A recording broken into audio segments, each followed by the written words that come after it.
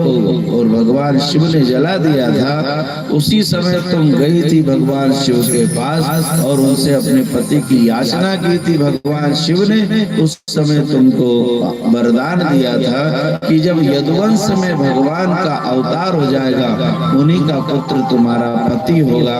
भगवान श्री कृष्ण का अवतार हो चुका है और यदुवंश में आए हैं भगवान, और उन्हीं का पुत्र ये प्रद्युम्न है और ये तुम्हारा पति है, तुम्हारा नाम वृद्धि है।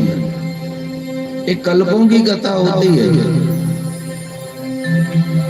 भगवान ने तुमको आशीर्वाद दिया था, जब यदुवंश कृष्ण अवतारा, यदुवंश कृष्ण अवतारा, होई महामहिमारा,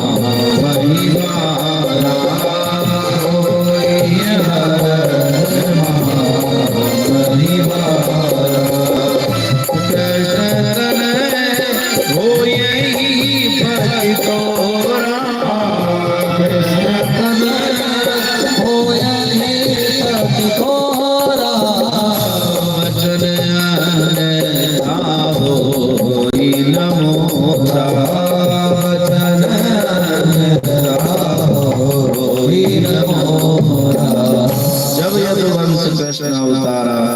अवतार हो चुका है और तुम्हारा ये पति है। तुम महामाया नाम की विद्या जानती हो, उससे इसको बड़ा करो। उसने वो विद्या से बालक को बड़ा किया।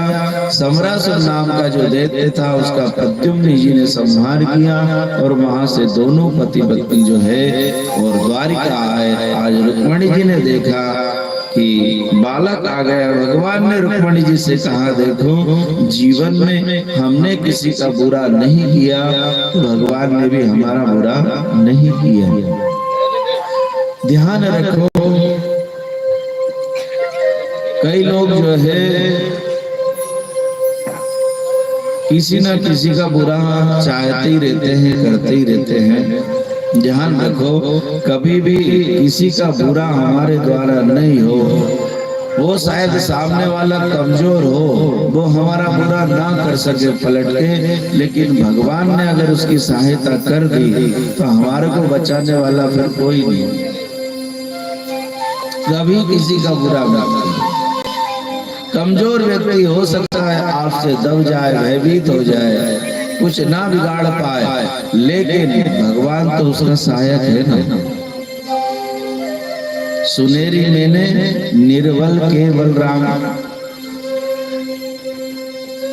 अगर निर्बल है तो उसका बल कौन है? राम है, भगवान है।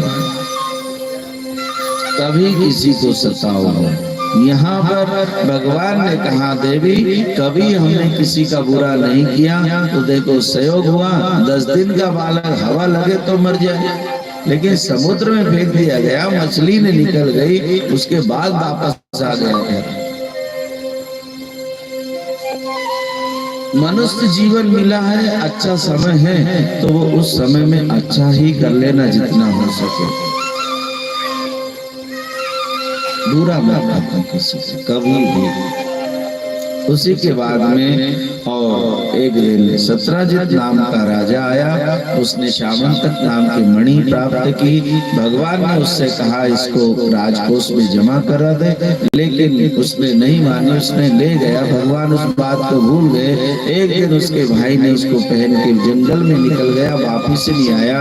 बाद में भगवान के ऊपर कलंक लग गया कि कृष्ण ने और मणि मांगी थी, मैंने दी नहीं, हो सकता है उसने मेरे भाई को मार दिया हो, मणि ले ली हो, और भगवान को मणि का कलंक लग गया।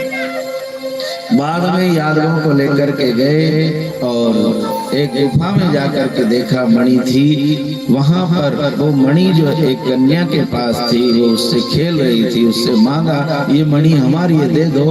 लेकिन उसने अपने पिता को पुकारा और जामवंत उनके पिता थे। जामवंत जी का और भगवान का युद्ध शुरू हो गया। 28 दिन तक युद्ध चला। बाद में जामवंत जी ने पूछा कि प्रभु आप कौन है, क्योंकि मेरे को साधारण कोई व्यक्ति हरा नहीं सकता, आपने मेरे को मूर्छित कर दिया, इसका मतलब ये है आप कोई अवतारी पुरुष है, आप कौन? तो भगवान ने कहा मैं द्वारकाधीश कृष्ण। उसने कहा